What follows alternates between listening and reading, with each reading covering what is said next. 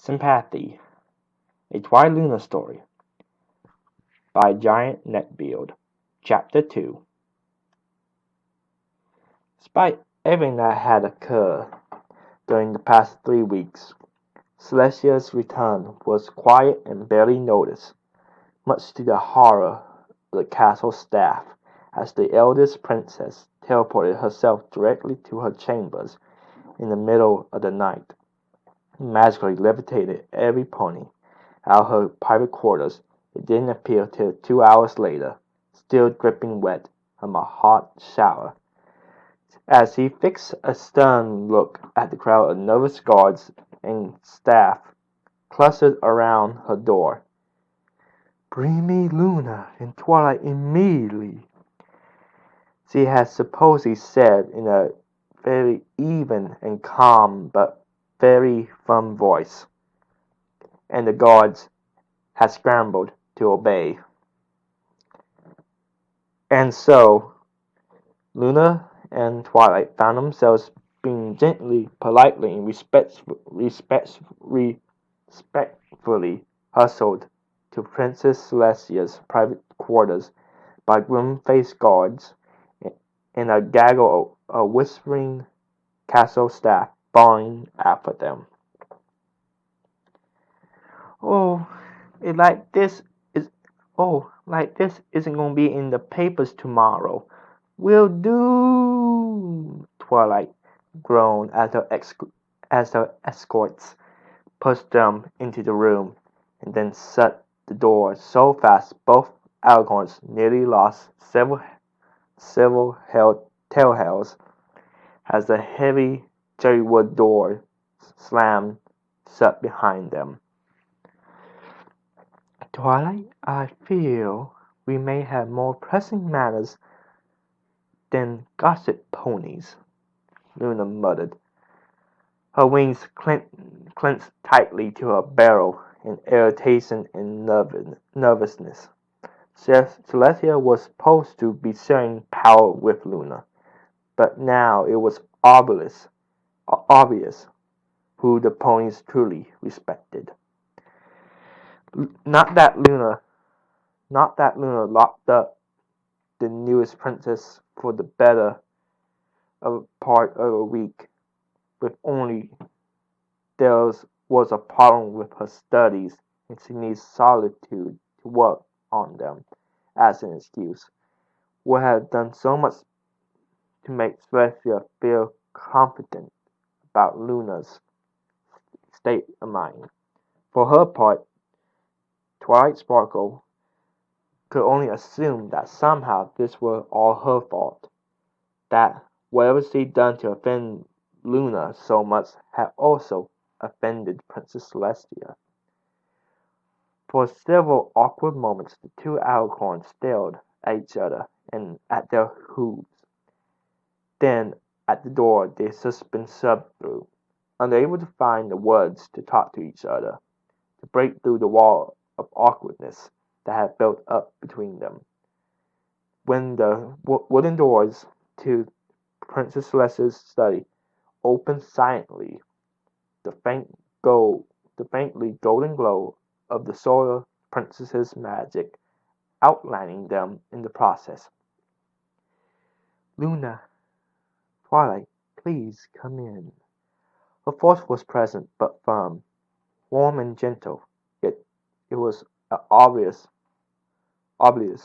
command embedded in the words.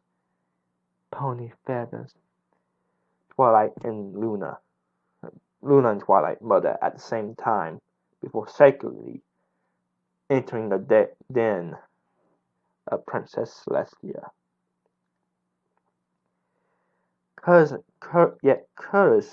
Curiously, when they stepped across the threshold, the fur on both the Alcorns stood on end. Both felt the static cling to their horns, wings, and tails for the brief moment before they passed into the room. The room appeared to have been warded with a spell of some kind, a rather potent one at that. "Luna, Twilight, on my way back from the every forest Spike came to me with news that all was not well in Canterlot. Celeste spoke from behind her desk. One glided, one gilded hoof trailing over a series of pieces of yellow paper, folded in half, that Twilight recognized as her letters to her friends before her confinement had begun. That Twilight has been the victim of gossip points of Canterlot, and Twilight was about to start her studies in dream-walking. Then the letters just stopped. No explanation was given at all. Despite several attempts, not one of the letters that Twilight friends sent was ever responded to after that.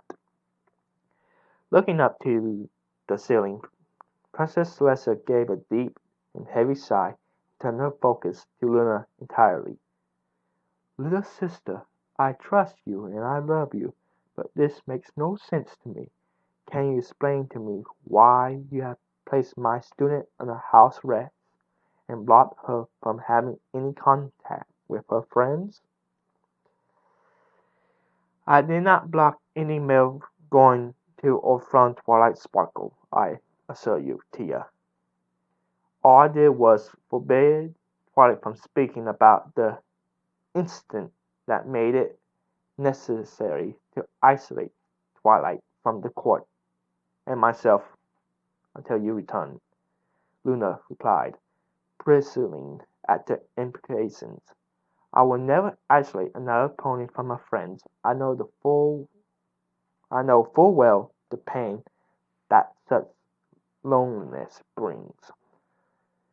Your Highness, Luna is telling the truth. I wasn't forbidden from sending letters to my friends. Just, sorry, Luna. Now that Princess Celestia is here, can can I please know what had can I please know what I done to upset you? I don't know what it was that I did, and I hope I didn't hurt you. I just didn't. Twilight picked up and turned to Luna. He began to babble nervously. "I was not offended, Twilight. Just shocked. 'Tis not something friends do to each other. It startled me. I was worried that you would think less of me. But it seems you didn't understand just what happened between us that night." The Lunar Princess sighed, and awkwardly, nervously held out a forehoof, to which Twilight Sparkle eagerly put her own out to touch, too, the, the princesses pressing hoof to hoof. "Tia, I'm afraid I cannot teach Twilight how to dreamwalk, after all." "But Luna, I thought we could."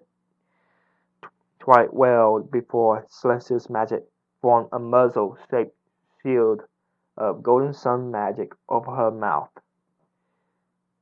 "Luna, what do you mean you cannot teach Twilight Sparkle?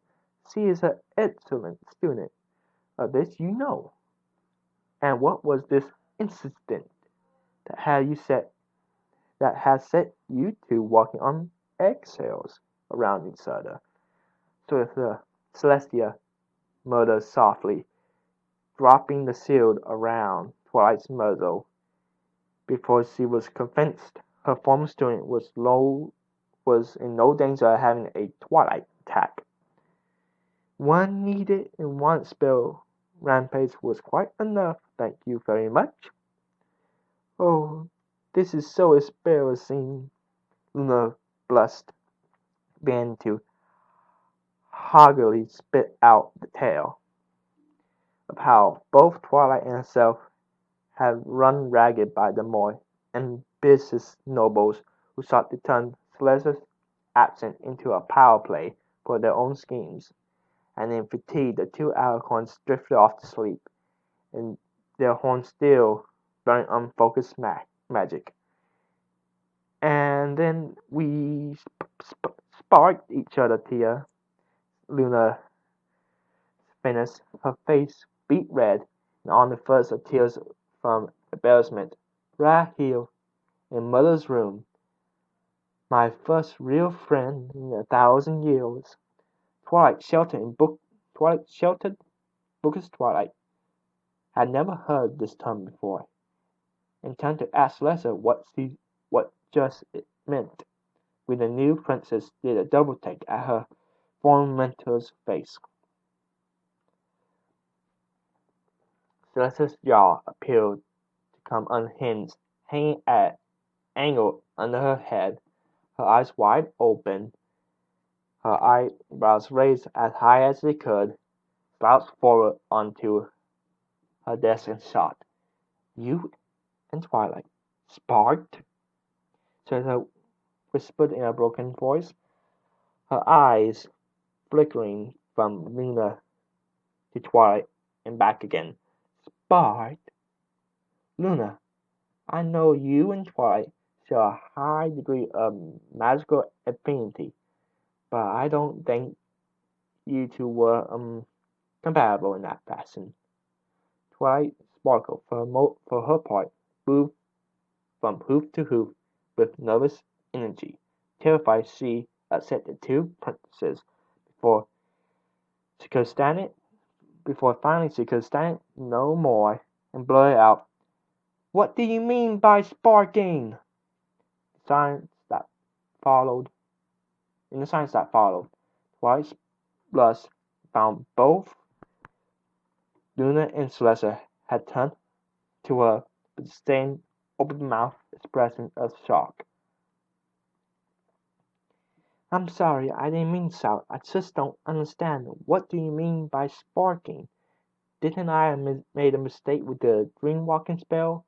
Or it was something to do with being an alicorn?"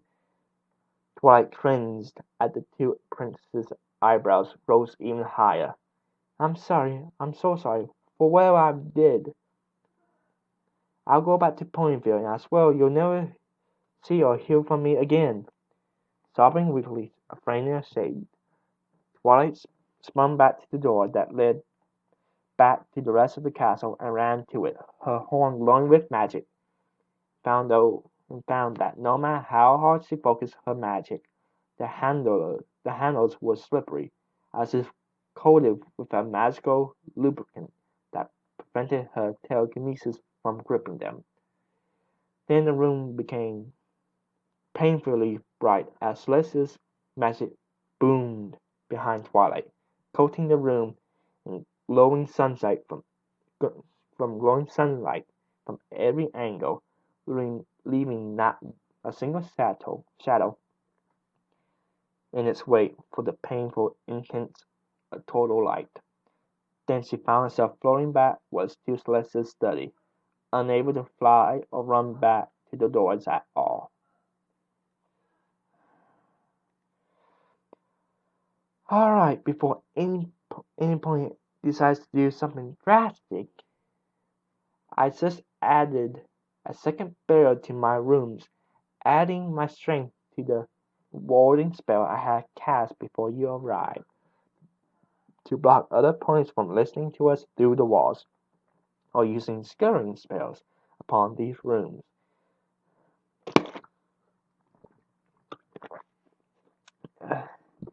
So we may speak here, shall not leave the room, unless we ourselves speak of it outside them," said her side, rubbing at her muzzle with one hoof as the other reached into a drawer on her side of the expensive desk and produced a bottle of Black Label apple family cider. "Now, Twilight, I know it's difficult for you, but please do not panic. We are not going to kick you out of Canterlot and send you back to Magic Kindergarten, or banish or lock you away in a prison for some beyond anyone's control. Luna was correct to maintain a certain distance between you two until I return Because, well, taking a deep breath, Celestia turned full attention to Twilight, plopping the new Alicorn onto the thickly carpeted floor and removing her levitation spell in the process. What we call sparking is actually a form of magical communication between two unicorns engaged in to share their magic with each other. Usually two unicorns who are emotionally close or possess a high affinity for similar forms of magic, although there are other cruder ways to achieve the communication. These days, sadly, the process is used for sexual stimulation rather than original noble purpose. For example, Signing On and Princess Cadance were able to spark together despite having different magical resonances due to the high emotional rapport, and with that sparking that enabled Signing On to recast his shield spell using Cadance's magic. A shield strong enough to drive the changelings to the borders of Equestria once again. Celestia paused and took a long swing straight from the bottle, the black label side up, before continuing. However, I must say, while I expected you to have a high magical affinity, with you both being the bearers of the element of magic, as well being alicorns with humans tied to the night sky, I did not expect you to be able to spark just by contact. I suppose we should be lucky that contact was broken almost immediately. Continued contact after sparking has some interesting side effects.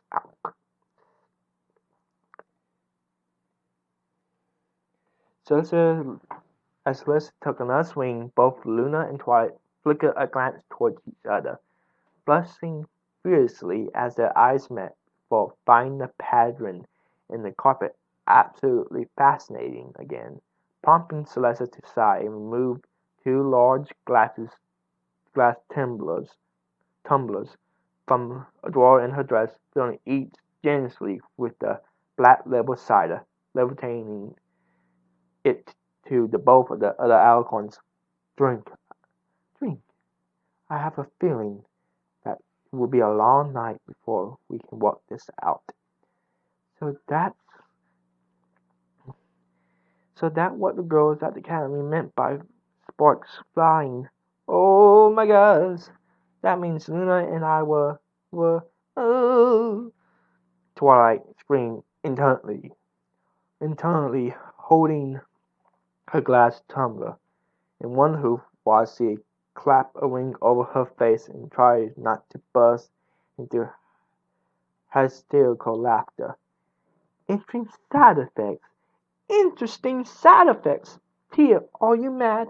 I had a 1,000-year dry spell. I would have shouted all cantaloupe to Robert if we. Ooh. For her part, Luna fumed as the ever rebellious corner of her mind wondered if the words woven into the royal quarters would have been able to hold together such a solid assault. It was going to be a long, awkward night.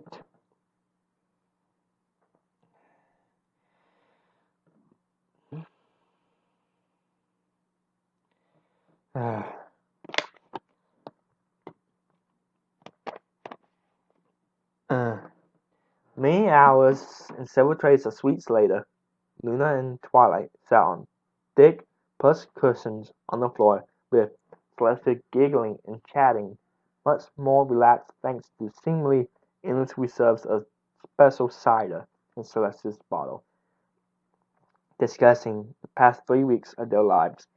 And then, no, wait, don't say anything. This is the funny part. The sergeant says, but we can't find the mother, and he's standing on this big brown rock, and it's the Hydra, just asleep at the bottom of the river, Sister said in a excited and slightly slurred tone, then burst into laughter again. And he was getting so worked up he trotted in place, and the Hydra wakes up and panics, goes swimming away with Charlotte clinging to his back, screaming at it to stop. In the name of Celestia. Wait. Isn't Sergeant Stormbrow a Pegasus? Luna chuckled, reaching for the last donut with a hoof, Twilight nibbling on an eclair beside her with wide eyes as she listened to her teacher's story. That's the funny part. He could have flown away, but he's so terrified he forgot he had wings. It was priceless. I feel so bad for him, so I covered for him in front of his men by praising him for holding on to the Hydra so we can follow it. But the poor Starling could barely walk by the time we managed to track the Hydra to her lair. Twilight chuckled as she finished her story, and stared at the crumb-covered tray inside. I think the kitchen staff will have a competitive fit. Com, com, com, com, complete collective fit if we ask for another tray.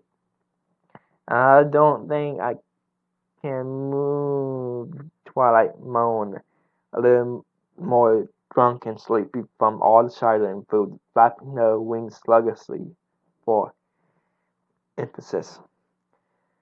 We all had a little bit too much, I meant, Luna added, trying to stand before dropping down to her cushion, and her vision swung. Would it be improper to stay a night, Tia? I don't think either Twilight or myself would be able to make it back to our rooms in this state.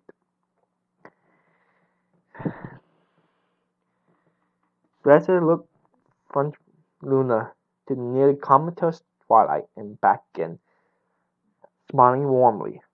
Of course, but first, come here, both of you, Sus said, extending both of her massive white wings to the two tipsy Algons.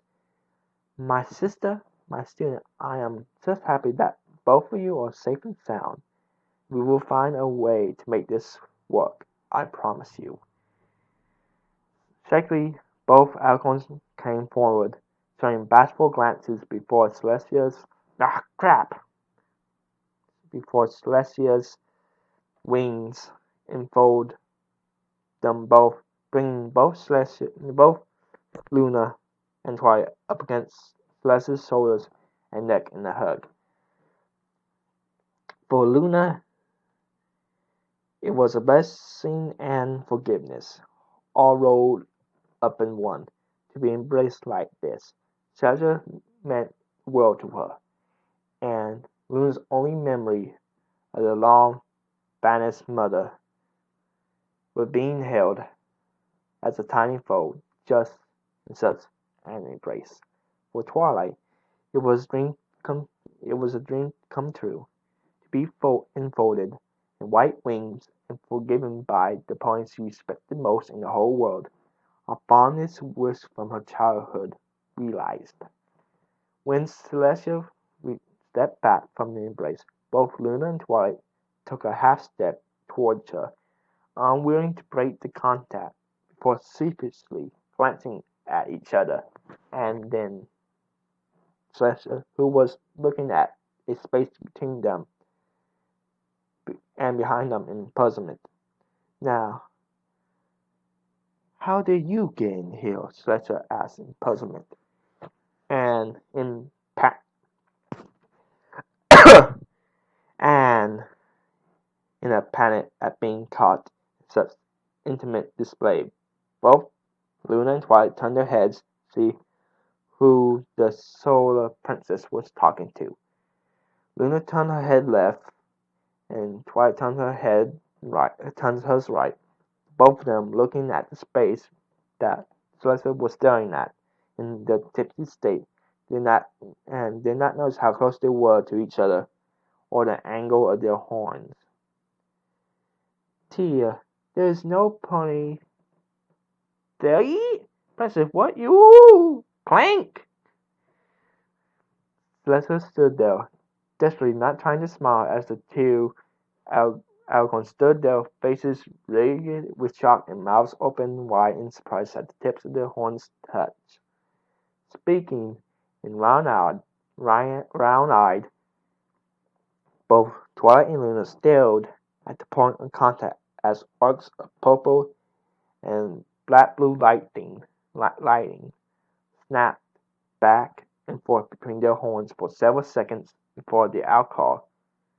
The sparking and the shock proved too much for them to handle. The ponies collapsed down onto the carpet in a tangle of legs and actually squeaking mouths, quivering wings, still touching horns. Gotcha, the Solar Princess tittered drunkenly as the two alicorns twitched together in an unconscious thick carpet of her study. Of course, when she couldn't pull them apart, that when decided now would be a good time to panic. And that was the second chapter. Thank you for listening.